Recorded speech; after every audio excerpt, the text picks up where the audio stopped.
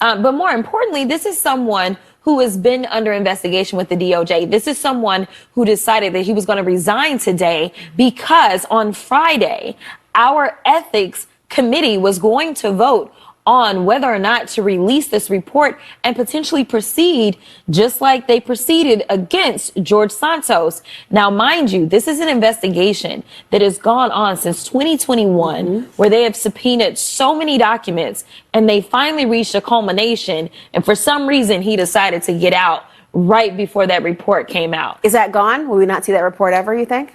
Matt Gaetz just got some of the worst news of his entire career, because while we have seen speculation from House and Senate Republicans of whether or not his nomination could actually be confirmed, Matt just heard from the source, from Donald Trump, what he thinks is going to go down. And it's not good in a shocking admission made by Donald Trump and reported in the New York Times. It's got Matt Gaetz panicked, and it's got us feeling the first bit of positivity in a long time. So I can't wait to get into that.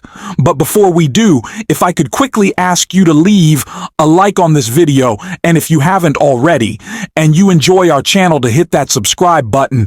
It goes a long way, and it really means the world to me now. Before we get into this breaking news, New York Times story about an admission made by Donald Trump. I want to hear some reporting from Ari Melberg real quick that I think touches on an important subject that's incredibly revealing in this mate story. And it shows why even Republicans are saying tonight they need a lot more information about Gaetz' ethics record before they even consider confirming him to exactly the powerful post that would deal with everything I just mentioned and a heck of a lot more. So this is a position where now some of these Republican senators who publicly say they really are down with everything Trump wants, except confirming Gaetz, and they're at odds with the Republican Speaker, Mike Johnson. Should the House Ethics Committee release that report, Senator? Absolutely, and I believe the Senate should have access to that. Now, should it be released to the public or not? That's I guess that will be part of the negotiations. And my understanding is that the report is not finished. It's in a rough draft form, was not yet ready to be released. And since Matt Gaetz left the Congress, I don't think it's appropriate to do so. It is remarkable when you think that this was an ethics report prepared by the House under Republican control. It is their work. And yet now, because Trump has decided to elevate this person, they're saying they don't want their work even used in a confidential manner by their Republican colleagues in the Senate. And again, I will, at the risk of repeating myself, tell you, if you want an effective attorney general, you want to do this vetting up front so that they can be effective and competent in that job, completely separate to other ideological considerations. I will tell you, former Congressman Gaetz has denied all wrongdoing, and the DOJ did not charge him after an investigation into at least some overlapping or related conduct. The Ethics Committee is also going to meet Wednesday about all this. Now, another Trump veteran from the first term is weighing in on this, Chief of Staff from first term, Reince Priebus. And he is actually dismissing a theory you might have heard about, the recent speculation that maybe Donald Trump only picked Gaetz as a kind of heat-seeking distraction, knowing he probably wouldn't make it into the DOJ, and that he would both distract, waste time and energy, and then make his other nominees look more reasonable. This is a kind of a imagining of three-dimensional chess, where if you had these remember the Russian dolls? And the big one was Gaetz, and everyone was like, whoa. And then RFK Jr. was inside, but you don't even get to that doll because you're so busy with Gaetz. That's the kind of thinking we've heard as a kind of a spin. Well, here's Reince Priebus saying, even if Republicans, some of them are shocked, even if some of them oppose Matt Gaetz, Donald Trump really wants him in the job. He made it very clear to me that the Matt Gaetz pick is not three-dimensional chess to help another nominee get through, that this was what he wanted to have happen. He feels like he's gone to hell and back 10 times. So this is also a big middle finger to the DOJ and the FBI. Okay.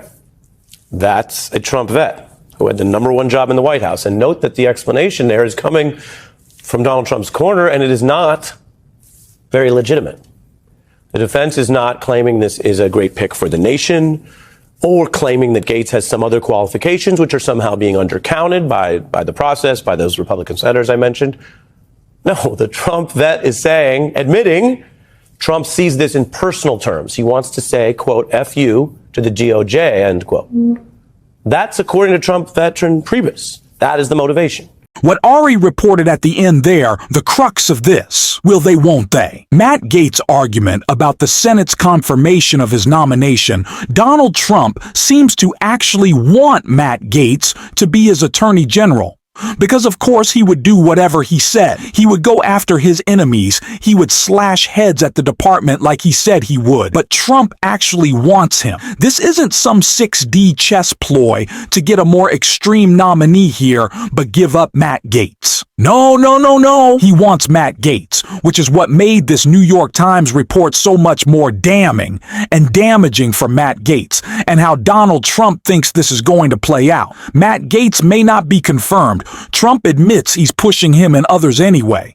The president-elect is taking a flood-the-zone approach to his cabinet nominations, betting that the Senate won't dare to turn them all down in his private conversations. Over the past few days, President-elect Trump has admitted that his besieged choice for Attorney General Matt Gaetz has less than even odds of being confirmed by the Senate. But Mr. Trump has shown no sign of withdrawing the nomination, which speaks volumes about his mindset as he staffs his second administration. He is making calls on Mr. Gaetz's behalf, and he remains confident that even if Mr. Gaetz does not make it the standard for an acceptable candidate, will have shifted so much that the Senate may simply approve his other nominees who have appalled much of Washington. Now again, we are seeing two important pieces of information on how Trump views Gaetz.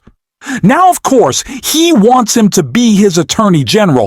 This isn't just some ploy, but he knows, even Trump knows in all his denial, that Matt Gaetz probably isn't going to make it. And if that's the case, he's happy to throw him to the wolves and get the rest of his nominees instead, as indicated by this article. So in the end, Donald Trump could end up just using Matt Gaetz as a pawn in his game, effectively ending Matt Gaetz's career to just throw him to the side.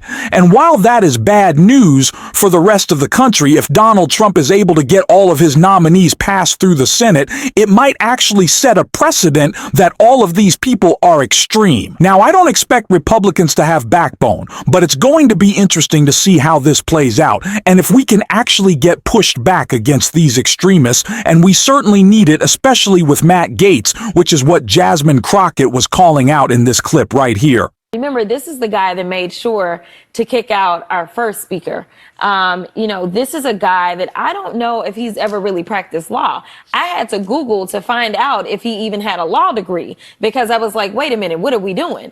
But more importantly, this is someone who has been under investigation with the DOJ. This is someone who decided that he was going to resign today because on Friday, our ethics committee was going to vote on whether or not to release this report and potentially proceed just like they proceeded against George Santos. Now, mind you, this is an investigation that has gone on since 2021, where they have subpoenaed so many documents, and they finally reached a culmination. And for some reason, he decided to get out right before that report came out. Is that gone? Will we not see that report ever, you think? I don't know. I mean, right now, because he is leaving Congress, because he resigned, then the ethics committee has no jurisdiction over him.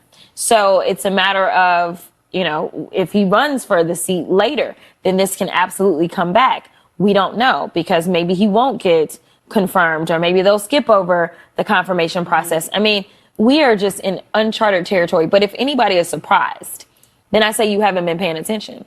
Because the reality is that we have someone that is not qualified morally or otherwise to be president of the United States. So why would his appointments be qualified?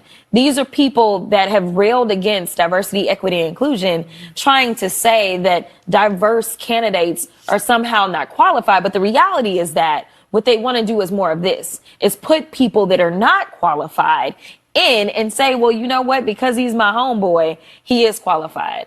That's not enough. That is what the good old boy system has always been about. And it's why we have not ever reached our maximum potential, because we do take the real qualified people out of the running because they don't bend the knee or because culturally their background is a little different. I cannot imagine anyone has ever been more unqualified for a position and more dangerous in a role than Matt Gaetz as Attorney General, except for maybe Tulsi Gabbard heading up our intelligence agencies, or RFK Jr. at HHS. All of Donald Trump's nominees are really, but Matt Gaetz certainly in the role that he could play.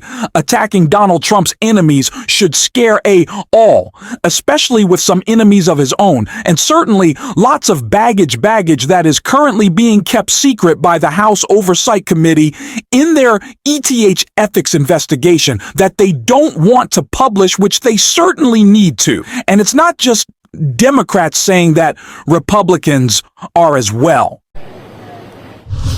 You want to see it? Oh, I do, but more importantly, I want the Judiciary Committee to be able to see it prior to the hearings. And then after that, depending on what happens, then of course it could be released to the other members that are going to at some point have a vote. So that's been my main point, is that you have to determine whether or not the cost of getting him across the finish line is worth it, much less the possibility that he won't get across the finish line. But if Yes, Republican senators are coming out and saying it. This report needs to be published, and if you want to support our channel, as well as always, you can hit that subscribe button, you leave a like on this video, and if you're stuck around at the end, you drop a blue heart in the comments. And until next time, I'll see you soon.